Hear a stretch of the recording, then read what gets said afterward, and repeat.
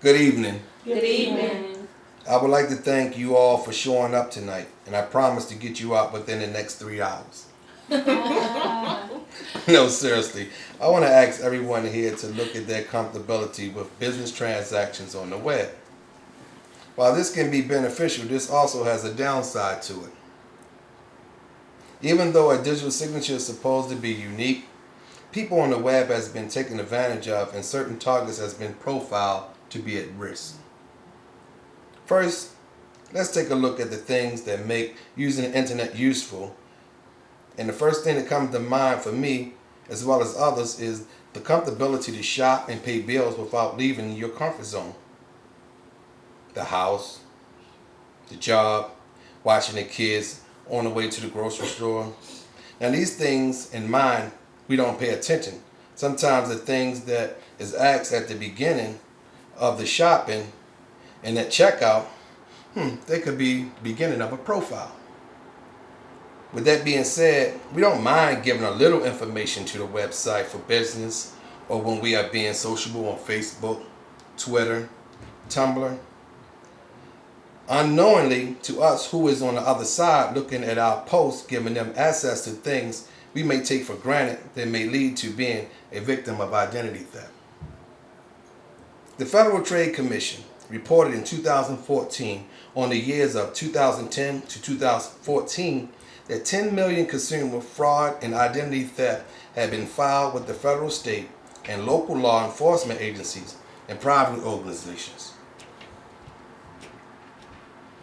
Just importantly, to be able to recognize people to steal their identity, one must make a criterion that would meet the need for stealing the information. This is known as profiling. Dictionary.com #1 definition reads, and I quote, the use of personal characteristics or behavior patterns to make generalization about a person, as in gender profiling. So when a website asks for information like your name, your address, your phone number, your gender, and your age, the profiling has begun.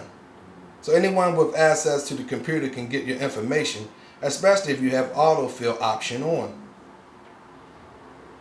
You probably want to ask, how can we protect ourselves from identity theft?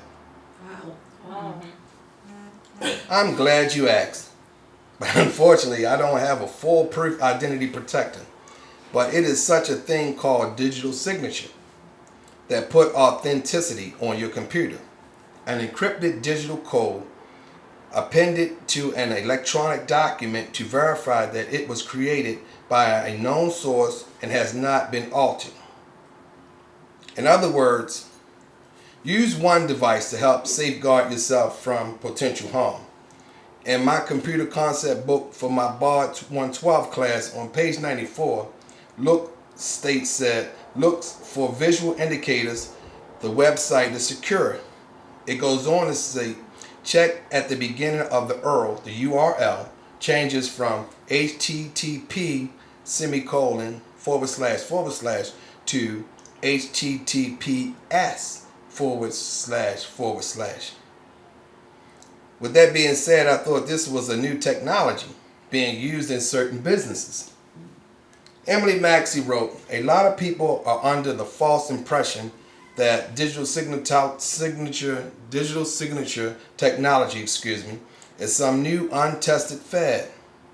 I would go